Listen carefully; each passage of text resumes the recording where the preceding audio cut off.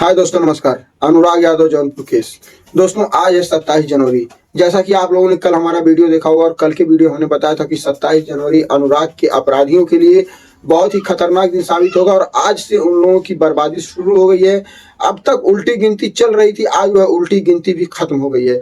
दोस्तों, कानून प्रशासन, न्यायाधीश या तहसीलदार या लेखपाल या कोर्ट के द्वारा उनको अभी तक न्याय भले ही ना मिला हो, लेकिन कहीं ना कहीं से अनुराग के परिवार को न्याय मिलता नजर आ रहा है और वो न्याय कोई नहीं कर रहा, वो न्याय कर रहे हैं उस गांव के प्रधान कमरुद्दीन, गांव के प्रधान वीरेंद्र यादव जी।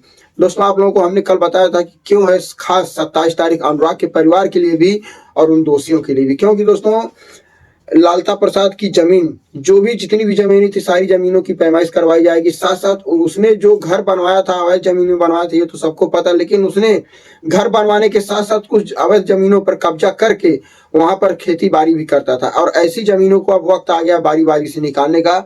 और जो वहां के प्रधान है वीरेंद्र यादव जी, वह लेखपाल के द्वारा पैमाइश करवाते हैं और पैमाइश करवा करके जितनी भी जमीनों पर उसका अवैध कब्जा था, सारी जमीनों को सरकार के हक में जाती हैं और उस पर बहुत जल्द निर्माण शुरू होने वाला है। दोस्तों, एक जमीन जो स्कूल की जमीन थी, जिस स्कूल की जमीन को 40 साल से लालता कब्जा करके उस पर खेती बाड़ी करता था, उस जमीन को भी पैमाइश करवा करके उसको भी अपने कब्जे में ले लिया गया है। और आज सुबह 8 बजे उस जमीन जो स्कूल की जमीन थी, आज उस पर काम शुरू हो गया है। हालांकि काम अभी पूरी तरह से, मतलब ऐसा नहीं कि काम शुरू हो गया तो काम का अंजाम अंत तक होगा, ऐसी बात नहीं है। मतलब नींव डाल दी गई है, वह जमीन अब पूरी तरह से सरकार के कब्जे में है। अब लालता का या लालता के रिश्तेदार का या किसी के भी बस का नहीं है कि उस जमीन पर दोबारा कब्जा कर सके। अब दोस्तों, बात करते हैं आगे।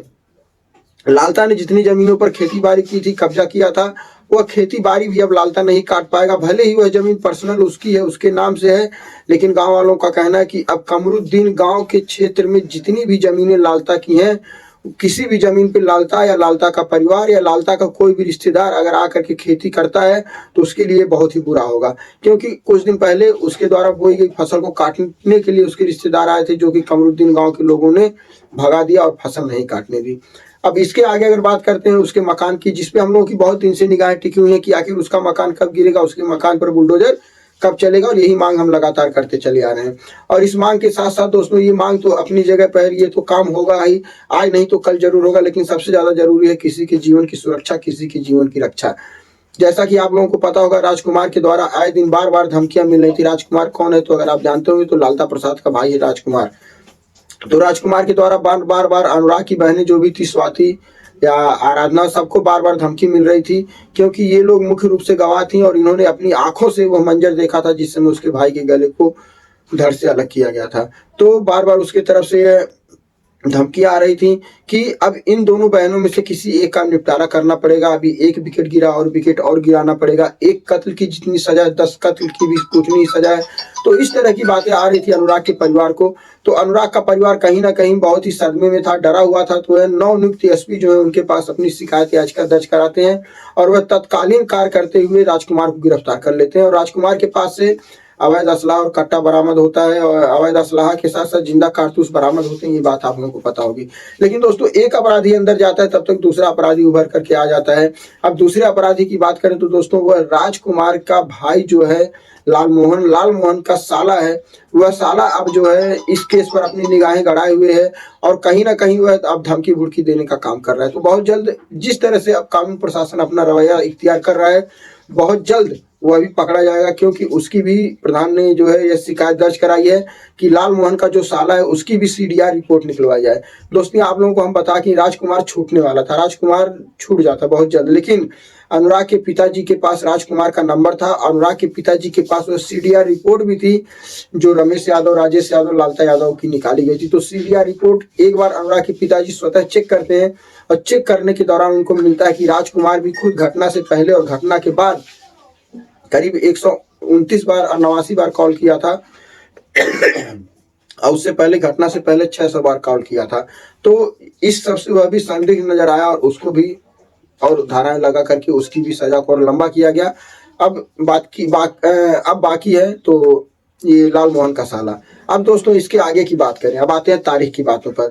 तो जैसा कि आप लोगों को पता है कि आज करीब 2.5 महीने से ऊपर, यानी कि 3 महीने होने ही वाले हैं। 2 दिन के अंदर 3 महीने कंप्लीट हो जाएंगे अनुराग को इस दुनिया से गए हुए। लेकिन अभी तक जिस न्याय की आस हम लोग लगा करके बैठे हैं, मुख्य रूप से वह न्याय अभी तक अनुराग के परिवार को नहीं मिला है। हालांकि इसमें बहुत बड़े बड़े लोगों ने जो है विश्वास दिलाया, बहुत बड़े बड़े लोगों ने आश्वासन दिया, लेकिन वो आश्वासन और विश्वास सब धरे के धरे रह गए। लोग आते थे उनके घर पे, चिल्लाते थे, भाषणबाजियां करते थे, ये करते थे, वो करते थे, आए चले गए। लेकिन अब यह मामला सिर्फ अगर कोई देख रहा है, कोई लड़ रहा है, तो बस वो प्रधान जी लड़ रहे हैं। तो अब तारीख, जो अगली तारीख 29 जनवरी को पड़ी है, उस तारीख को क्या होने वाली है सुनवाई और किस विचार पर होगा फैसला। तो देखिए, अभी तक का फैसला जो था, अभी तक की जो भी तारीख है, अगर किसी तारीख में सुनवाई हो जाती थी तो बात निकल करके आती थी लेखपाल की, कि लेखपाल की गवाही की जरूरत है। तो इससे करीब चौथी तारीख पहले, क्योंकि लगातार 3 तारीखें निरस्त हुई, इससे चौथी तारीख पहले जो लेखपाल के द्वारा जो गवाही दी गई थी, उस गवाही में लेखपाल ने साफ साफ यह कह दिया था कि लालता का मकान जो है सरकारी जमीन में है। चाहे वो, ये अभी क्लियर नहीं हुआ था बंजर में है, जीएस में है या नवीन परती में है, लेकिन लालता का मकान उसकी जमीन में नहीं है, वह सरकारी जमीन में है। लेकिन अभी इसमें कानून गो की गवाही की जरूरत है। अभी तक कानून गो साहब की गवाही नहीं हो पाई है। अगर 29 तारीख को सुनवाई होती है, कोई भी अगर मामला सामने नहीं आता कि जिससे नेक्स्ट तारीख देनी पड़े, तो अगर लेखपाल की गवाही हो जाती है इस तारीख में, यानी कि 29 जनवरी को, तो पूर्ण समझिए कि 29 जनवरी के बाद जो नेक्स्ट तारीख पड़ेगी, अगर तहसीलदार साहब ने सही सही काम किया तो 29 तारीख यानी कि 2 से 3 तारीख के अंदर फैसला आ जाएगा। फैसला तो आना तय है, इसमें कोई दो राय नहीं है। लेकिन अब ये लोग हिला हवाली कर रहे हैं, लेट लपेट कर रहे हैं, इसका मैटर क्या है आप लोग बखूबी जानते हैं। अब दोस्तों आते हैं इससे नेक्स्ट खबर पर। दोस्तों मेरा गला इस समय खराब है, लेकिन फिर भी मैं वीडियो बना रहा हूँ आप लोगों के लिए। नेक्स्ट है दोस्तों सबसे बड़ी खबर है, उस गांव के प्रधान जो हैं वीरेंद्र यादव जी, उनकी सुरक्षा व्यवस्था। क्योंकि अब मात्र एक वीरेंद्र यादव ही ऐसे शख्स बचे हैं जो अनुराग के परिवार के लिए दिन रात एक करके लड़ाइयाँ लड़ रहे हैं, और आए दिन उनको भी धमकियां मिल रही हैं, और उनको भी कहा जा रहा है कि आप शांत होकर के बैठ जाइए, आप बिना मतलब के बीच में टांग मत लड़ाइए। लेकिन प्रधान जी का कहना है कि मैं अपने स्तर से मैं पूरी लड़ाई लड़ूंगा, और मैं खुद अपने स्तर से, जहां तक मेरी जो है पहुंच है, जहां तक मेरी जो है पोजीशन की जो है कि पकड़ है, मैं अपनी पहुंच और पकड़ के हिसाब से लालता प्रसाद को कभी भी पनपने नहीं दूंगा। बहुत हो गया उसका अत्याचार, गांव वालों ने भी बहुत सह लिया, हम लोगों ने भी बहुत सह लिया, लेकिन अब लालता को उसके किए की सजा मिलेगी और भरपूर मिलेगी।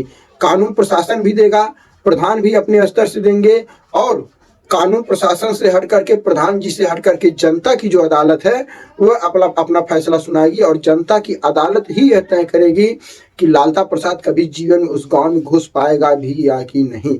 और जो लालता प्रसाद के परिवार की महिलाएं हैं, अगर उनके बारे में बात की जाए तो कुछ लोग संवेदना व्यक्त कर रहे थे उनके खिलाफ कि बेचारी उन महिलाओं का क्या होगा। तो आप लोगों को हम बता दें, वो महिलाएं बेचारी नहीं है, वही महिलाएं हैं जो जिन्होंने अपने बच्चों को ऐसी शिक्षा दी, जिन्होंने कभी अपने पति को ऐसा करने से रोका नहीं। वही महिलाएं हैं कि जब अनुराग का गला काट करके इनका बेटा आ रहा था, तो वही उन्हीं महिलाओं ने कहा था कि जब गला काटे ही तो एक का क्यों काटे हो, और का काट करके आओ। तो ऐसी महिलाओं के साथ संवेदना व्यक्त करना मुझे कहीं से भी नहीं लगता कि उचित है। तो दोस्तों यही सारी जानकारी है, बाकी मिलते हैं नेक्स्ट वीडियो में नई खबर के साथ। तब तक के लिए जय हिंद, जय भारत।